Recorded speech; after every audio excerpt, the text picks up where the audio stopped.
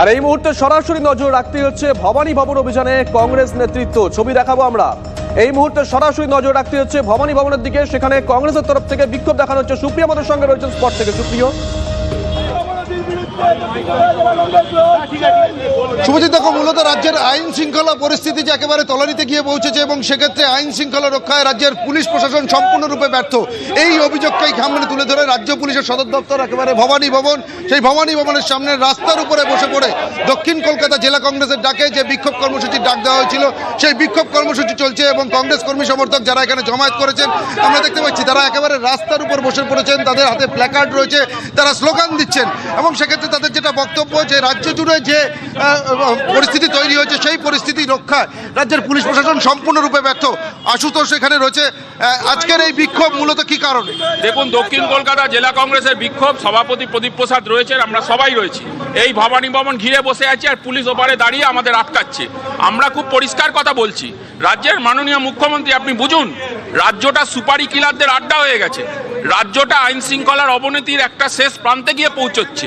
নির্বাচিত জনপ্রতিনিধিরা খুন হচ্ছে, পুলিশের ওপরে গুলি চলছে, ছিনতাই করে নিয়ে যাওয়া হচ্ছে আসামিদের। তাহলে এটা আইন শৃঙ্খলার নামে একটা বড় প্রশ্ন চিহ্ন আর একটা শূন্য পেয়েছেন। পুলিশকে কাজ করতে দেন আপনারা? আপনার হাতে পার্লেজি বিস্কুট। হ্যাঁ, পার্লেজি খাবে, সস্তায় পুষ্টিকর খাদ্য। এটা পিসিজি না, এটা পার্লেজি। পার্লেজি খাবেন, মাথায় বুদ্ধি হবে, গায়ে শক্তি হবে। ক্রিমিনালদের আটকান, মানুষ বাঁচতে চাইছে, মানুষের আশ্রয় পুলিশ। পুলিশ যদি আজকে আক্রমণ হয়, পুলিশের ওপরে গুলি চলে, এর থেকে লজ্জার কিছু হতে পারে না। পুলিশ ফোর্সকে কাজ করতে দিন, এরা রাজনীতির বস্তু নয়। একেবারে আমরা দেখতে পাচ্ছি যে রাস্তার উপরে বসে কিন্তু দক্ষিণ কলকাতা জেলা কংগ্রেসের ডাকে যে বিক্ষোভ কর্মসূচি সেই বিক্ষোভ কর্মসূচি চলছে এবং সেক্ষেত্রে যেটা কংগ্রেসের তরফ থেকে যে অভিযোগ সামনে তুলে ধরা হচ্ছে যে রাজ্যের পুলিশ প্রশাসন তারা আইন শৃঙ্খলা রক্ষায় সম্পূর্ণরূপে ব্যর্থ এবং সেক্ষেত্রে রাজ্যের শাসক দলের হয়ে তারা কাজ করছেন এবং সেক্ষেত্রে পুলিশকে আরও সক্রিয় হতে হবে।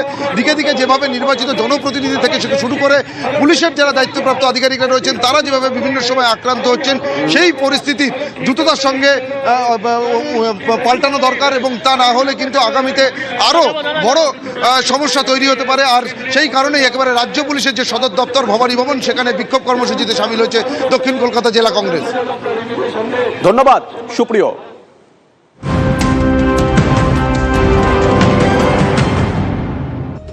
আরো একটা বড় খবরের দিকে নজর রাখতেই হচ্ছে। মমতা বন্দ্যোপাধ্যায়ের হস্তক্ষেপ, কাঁথি সমবায় ব্যাংকে বোর্ড গঠনের টানাপোড়েনে ইতি হচ্ছে না কোনো নির্বাচন।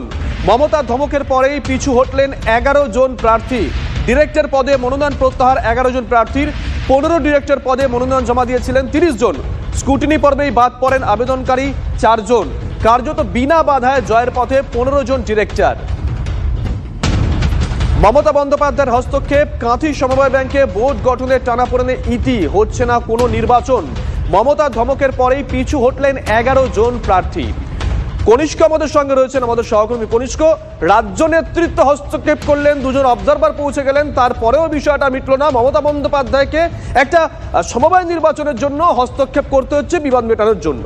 কনিষ্ক, দেখো শুভ, জেলাটার নাম পূর্ব মেদিনীপুর আর প্রতি মুহূর্তে রাজনৈতিক সমীকরণ বদল হয় এই জেলায়। কারণ বিরোধী দলনেতা এতদিন তিনি এই জেলার দায়িত্ব ছিলেন বা অধিকারী পরিবার বা খাততালুক বলা চলে। এখানে কে কতটা শক্তিশালী সেই প্রমাণের কার্যত শাসক দলের অন্ধরে দীর্ঘদিন ধরে ঠান্ডা লড়াইটা চলছিল।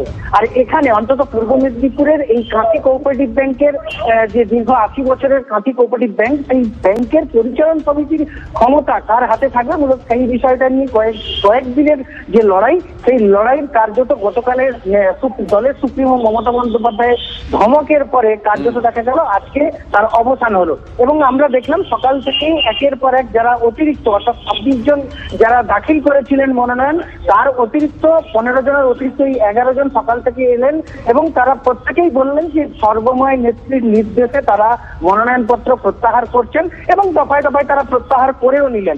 সব মিলিয়ে দেখা গেল দিনের শেষে এই যে কাঁথি কোঅপারেটিভ ব্যাংকের ডিরেক্টর নির্বাচন করব কার্যত বিনা প্রতিদ্বন্দ্বিতায় জয়ী করলো অফিসিয়াল প্যানেল। ধন্যবাদ কনিষ্ক।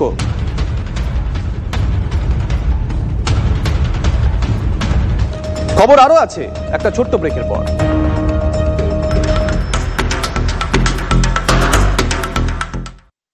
In association with